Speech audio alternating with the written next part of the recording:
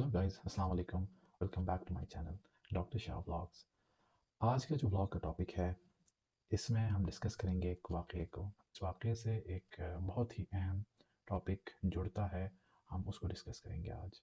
Unfortunate, बदकिस्मत और हम कह सकते हैं कि बहुत ही दिल दहलाने वाला वाक़या है। मैं इस टॉपिक की शुरुआत एक रियल स्टोरी से करूँगा। तो इस स्टोरी की शुरुआत होती है एक माँ से। आप इमेजिन करें कि एक आप माँ हैं, आपके 2 बच्चे हैं, एक बेटा और एक बेटी। बेटे का नाम है अमीन और बेटी का नाम है आसमा। बेटा 8 साल का और बेटी 10 साल की। और एक रात जो बेटा है उसको शदीद बुखार शुरू हो जाता है। जो ऐसा वैसा बुखार नहीं था, तपती गर्मी जिस्म से निकलती है बच्चे की। बुखार की नौयत इतनी शदीद होती है कि बेटा अपनी माँ को गिराता है और रोते हुए कहता है कि अम्मा, मुझे आप बारिश के पानी में घर से बाहर छोड़ दें ताकि जिस्म की मेरी अंदर ये जो आग निकल रही है ये किसी तरह से बुझ जाए। मैं इतने दर्द में हूँ। माँ क्या कर सकती है, गरीब है। गवर्नमेंट हॉस्पिटल अपने बेटे को ले जाती है। गवर्नमेंट हॉस्पिटल ले जाती है तो पता चलता है कि उसके बेटे को HIV वायरस लग चुका है। और देखते ही देखते बेटा कुछ ही दिनों में दम तोड़ जाता है और उसकी मौत हो जाती है। आपको शायद लग रहा होगा कि ये सिर्फ एक बच्चे की कहानी है और सिर्फ उनके एक बेटे की कहानी है। कुछ ही दिनों बाद उनके बेटी को भी बुखार शुरू हो जाते हैं और उनको टेस्ट किया जाता है और पता चलता है कि उनकी बेटी 10 साल की आसमा, उसको भी HIV की ये बीमारी मुहलक हो जाती है। जब मैंने इस कहानी के बारे में सुना तो मैंने चाहा कि मैं इस कहानी को जोड़ सकूं और इस चीज़ को समझ सकूं कि ये क्या सिर्फ एक इंसान, एक फैमिली के साथ हुआ है या ये चीज़ और भी कई फैमिलीज़ हैं जो इससे अफेक्टेड हुई हैं। तो आइए इसको हम समझने के लिए हम जाते हैं 2024 के पहले चंद महीनों के अंदर। ये जो इलाका है तौसा, तौसा के इलाके में एक डॉक्टर प्रैक्टिस करते हैं जी, उनका नाम है गुल कैसरानी। डॉक्टर गुल कैसरानी के पास बच्चे चेकअप के लिए आते हैं तो वो नोट करते हैं एक अलार्मिंग सी चीज़ को कि हर बच्चा बुखार के साथ आ रहा है। और जब वो टेस्ट कराते हैं तो उनको पता चलता है एक के बाद दो के बाद तीन और यके दीगरे बाद बच्चे HIV के इस बीमारी के साथ मोहल्लक उनके पास आ रहे हैं। तो वो हैरान होते हैं। वजह इसकी ये है हैरान होने की कि जो HIV इन्फेक्शन है, ये जो जरासीम है, ये बच्चों की जरासीम नेचुरली नहीं है।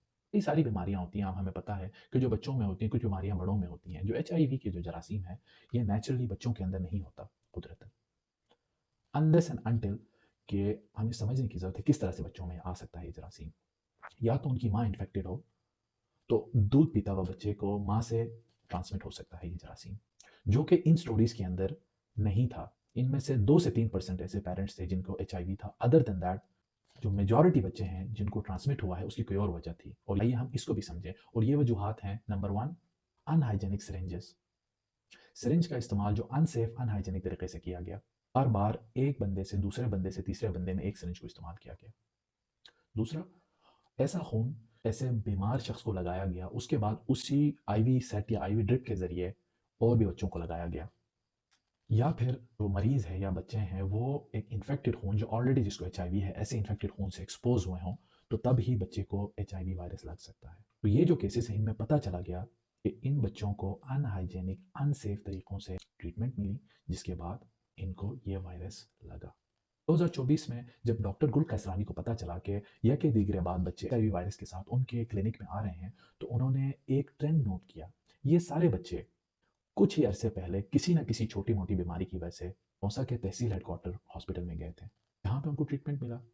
किसी को IV ड्रिप लगी, किसी को सिरिंज लगा, किसी को खून लगा और उसके चंद ही अरसे बाद उनको बुखार शुरू हुआ और ये सारी बीमारियाँ शुरू हो गई। तो उन्होंने इस चीज़ को नोट किया कि शायद THQ तौसा के अंदर बैड प्रैक्टिसेस या फिर अनहाइजेनिक तरीके से दवाइयाँ लगाना या फिर सिरिंजेस को मल्टीपल बार यूज़ करने की वजह से बच्चों में आ रही हैं। तो इस चीज़ पे अलार्म्स रेज़ हुए।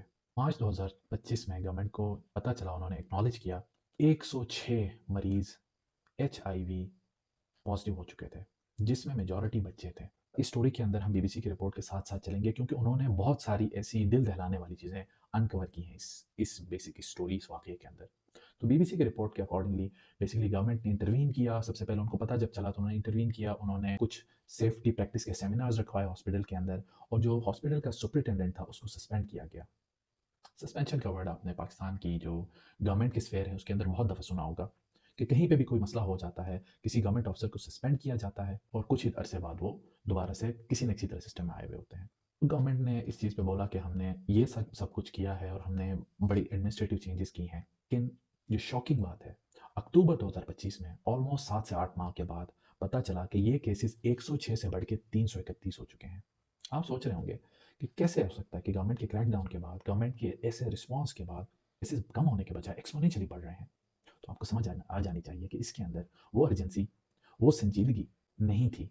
आप ब्लेम चाहे जहाँ पर भी डालें, आप स्टाफ पे डालें, आप डॉक्टर्स पे डालें, आप गवर्नमेंट ऑफिसर्स पे डालें, आप एडमिनिस्ट्रेशन पे डालें, ये काम संजीदगी से नहीं हुआ, जिसकी वजह से ये केसेस 106 से 331 हो गए।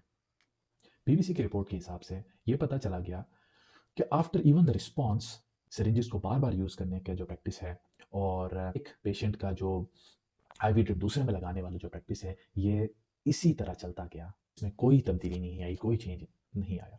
बीबीसी के जो ऑफिशियल्स हैं उन्होंने वीडियो बनाई, कई घंटों की वीडियो टेपिंग है इसके अंदर, और इस वीडियो को नए हॉस्पिटल के सुपरिटेंडेंट के पास ले जाया गया और उनको दिखाया गया कि देखें जी, आपके यहाँ पे एक्शन लेने के बावजूद ये सब कुछ हो रहा है और आपके हॉस्पिटल के अंदर केसेस बढ़ रहे हैं। आप सोच रहे होंगे कि उनका रिस्पॉन्स क्या होगा। वो परेशान हुए होंगे, उन्होंने उन्होंने इस पर स्ट्रिक्ट एक्शन लिया होगा, उन्होंने कुछ तो किया होगा। नहीं, अकॉर्डिंग टू द रिपोर्ट ये कहा जाता है कि उन्होंने इसको डिनाई किया और उन्होंने कहा कि इधर ये वीडियो पुरानी है, मेरे आने से पहले की है, या फिर ये एडिटेड वीडियोस हैं। तो आप समझिए कि एक तो होती है नेग्लिजेंस। नेग्लिजेंस इटसेल्फ एक बहुत ही डेंजरस प्रैक्टिस है कि आपने कोई चीज़ होता हुआ देखा और आपने उसको निगलेक्ट कर दिया। उससे ज़्यादा खतरनाक चीज़ होती है डिनायल। आप डिनाई करते हैं स्ट्रेट अप कि ऐसा हो ही नहीं रहा, मेरे अंडर ऐसा हो कैसे सकता है, बावजूद इसके कि उनको वीडियो प्रूफ दिखाया गया कि देखिए, आप आंखें खोलें कि आपके हॉस्पिटल में क्या कुछ हो रहा है। एज अ डॉक्टर ये मेरे लिए बहुत ही दिल दुखाने वाली बात है कि एक जो चीज़ बहुत बेसिक गलतियों की वजह से हो रही है, ये बार बार हो रहा है।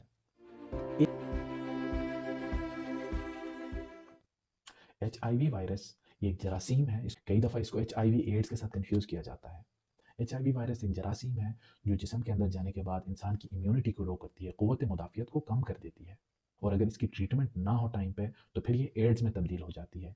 एड्स वो सेट ऑफ इन्फेक्शंस हैं, जब बॉडी की क़ुव्वत मुदाफ़ियत कम हो जाती है तो फिर बहुत सारे इन्फेक्शंस इंसान के जिस्म में आ जाते हैं, जिससे आपकी बॉडी लड़ नहीं सकती, और अनफॉर्चुनेटली फिर इससे आपकी मौत भी वाक़या हो सकती है, जो कि छोटे अमीन के साथ हुआ। 8 साल का बच्चा जिसको इस टाइम पे हँसते खेलते इस दुनिया में होना चाहिए था, वो नहीं रहा। इसमें एक और चीज़ बहुत इंपॉर्टेंट समझने वाली ये है कि ये पहला वाक़या नहीं है। आपने चंद साल पहले सिंध के शहर राटो डेरो में चंद साल पहले सेम वाक़यात हुए। एक क्लिनिक, बच्चे और पेशेंट्स जाते हैं, वहाँ से उनको HIV वायरस वो पॉज़िटिव होते जाते हैं। पता चलता है कि वहाँ पर भी अनसेफ प्रैक्टिसेस की वजह से HIV फैला। गवर्नमेंट ने क्लेम किया कि हम क्रैक डाउन करेंगे, अपने स्टाफ को ट्रेनिंग देंगे, हम इन लोगों को हम सख्त से सख्त एक्शन लेंगे उन लोगों के खिलाफ जिन लोगों ने इस चीज़ को होते हुए रोका नहीं। लेकिन आपके सामने है, यही चीज़ फिर से हुई। तो कहाँ गया एक्शन? कहाँ गया वो सारा अकाउंटेबिलिटी जो क्लेम किया गया कि हम करेंगे और हम रोकेंगे इस सब चीज़ों को? क्या अकाउंटेबिलिटी सिर्फ कमज़ोर तबके पे की जाती है इस मुल्क के अंदर? आपको याद होगा, हॉस्पिटल्स की बात आती है, कुछ महीनों पहले लाहौर के अंदर एक वीडियो सरफेस होती है जी इंटरनेट के ऊपर। एक ऑपरेशन थिएटर के अंदर 2 ऑपरेशन टेबल्स के ऊपर ऑपरेशन हो रहा था। डॉक्टर्स ऑपरेट कर रहे थे, इसकी वीडियो बनाई गई और दिखाया गया कि वो दोनों जो डॉक्टर्स की टीमें हैं, वो एक रेस में थी कि कौन जल्दी इस ऑपरेशन को ख़त्म करेगा। जब इस चीज़ का आउटरीच हुआ, मीडिया के ऊपर इस पे बात हुई, और तो गवर्नमेंट ने स्विफ्ट से स्विफ्ट तरीन एक्शन लिया। उन्होंने इनको सस्पेंड कर दिया, ये लाइसेंसेस कैंसिल करने की बात हो गई, इनको पब्लिकली शेम किया गया, इनके नाम सोशल मीडिया पे दिए गए इनके CNIC नंबर्स के साथ, और कहा गया कि देखिए जी, इन डॉक्टर्स ने ये सब कुछ किया है।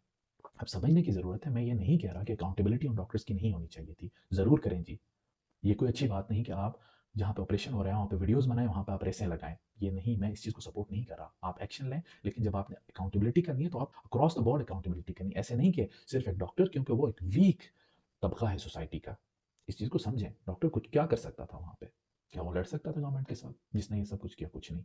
लेकिन एडमिनिस्ट्रेशन, जहाँ पे सुपरिटेंडेंट के अंडर ये सब कुछ हो रहा है, आप उसको सस्पेंड करते हैं, और वही सुपरिटेंडेंट कुछ ही महीनों बाद किसी और हॉस्पिटल में फिर से रीइंस्टेट होता है। तो कहाँ गया आपका अकाउंटेबिलिटी? मैं फिर से यही पूछ रहा हूँ। आपकी अकाउंटेबिलिटी सिर्फ और सिर्फ कमज़ोर तबके पर है। कानून कमज़ोर तबके पर सिर्फ आयद किया जाता है। हम वापस अपनी स्टोरी की तरफ आते हैं। हम समझने की कोशिश करते हैं कि ये क्यों इस तरह की सूरत हाल बनती है कि एक सिरिंज बार-बार इस्तेमाल किया जाता है, एक ड्रिप सेट बार-बार इस्तेमाल किया जाता है। स्टाफ की गलती ज़रूर है, डॉक्टर्स की भी गलती ज़रूर है कि वो अनसेफ प्रैक्टिसेस को अपने हॉस्पिटल में चलने देते हैं। मैं ये नहीं कह रहा कि उनकी गलती नहीं है, उनको ट्रेनिंग भी दी जानी चाहिए। बट क्यों एक चीज़ बार-बार इस्तेमाल हो रही है? तो ये है सप्लाई, डिमांड एंड सप्लाई की बात है। रिसोर्सेज़ बहुत कम होते हैं गवर्नमेंट हॉस्पिटल के अंदर, सिरिंजेस बहुत कम दिए जाते हैं, मेडिसिन की शॉर्टेज होती है, ओवर क्राउडिंग है, अंडर स्टाफ्ड है। थोड़े से स्टाफ से एक्सपेक्ट किया जाता है कि वो सैकड़ों मरीज़ देखें। डॉक्टर से, नर्सेस से ये एक्सपेक्ट किया जाता है कि वो सैकड़ों मरीज़ एक दिन में देखें और उनका केयर उनको दें।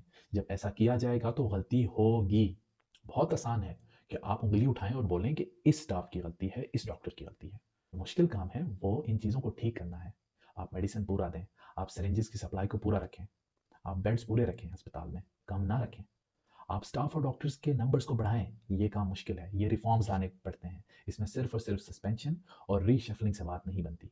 जो करना आपका फ़र्ज़ है। अनफॉर्चुनेटली हमारे यहाँ पे आसान रास्ते को चुना जाता है, suspension, reshuffling instead of broader reforms. मेरी दरख्वास्त है गवर्नमेंट से, और किस भी सूबे की गवर्नमेंट हो ये, मैं किसी पार्टी का बंदा नहीं हूँ। जो पाकिस्तान में इस टाइम पे एक पॉलिटिकल फिजा फैली है, मैं उसका हिस्सा बिल्कुल भी नहीं हूँ, दूर दूर तक नहीं हूँ। तो मैं किसी पे उंगली उठा नहीं रहा यहाँ पे, लेकिन मेरी दरख्वास्त है, मेरी ये रिक्वेस्ट है कि प्लीज़ आप इन चीज़ों पे गौर करें।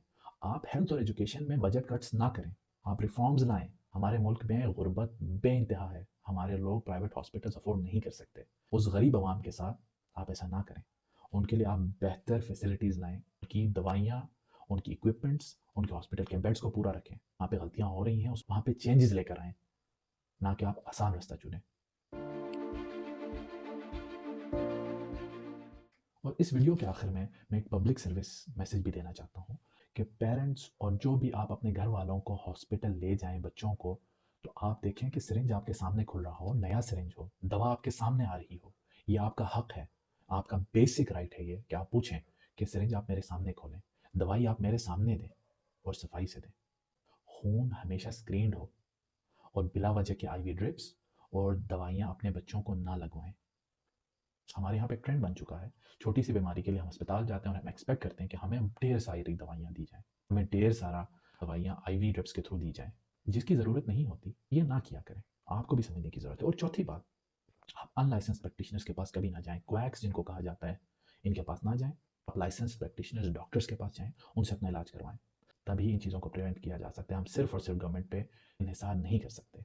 और इस वीडियो के आखिर में मैं यही कहना चाहूँगा कि उस माँ को अपना 8 साल का बच्चा वापस तो कभी नहीं मिल सकता, लेकिन मैं उम्मीद यही करना चाहूँगा कि आगे भी ऐसी माँओं से उनके बच्चे जुदा ना हों, जो बेसिक गलतियों की वजह से जिनकी मौत वाक़या हो रही है। और इस चीज़ पे क्रैकडाउन करें, इस चीज़ पे रिफॉर्म्स लाएँ और इस चीज़ में चेंजेस लेकर आएँ, और हम फ्यूचर में इन गलतियों से, इन वाक़यात से बच सकें। थैंक यू सो मच मेरा व्लॉग देखने के लिए। मैं एक्सपेक्ट करता हूँ कि आप मेरे इस व्लॉग को आप ज़्यादा से ज़्यादा शेयर करें, ताकि ज़्यादा से ज़्यादा लोगों की तरफ ये जाए व्लॉग, और लोगों को इस चीज़ से आगाही मिले। मेरे चैनल को आप लाइक, सब्सक्राइब और शेयर करें। इंशाल्लाह हम अगले वीडियो में मिलते हैं। अल्लाह हाफ़िज़।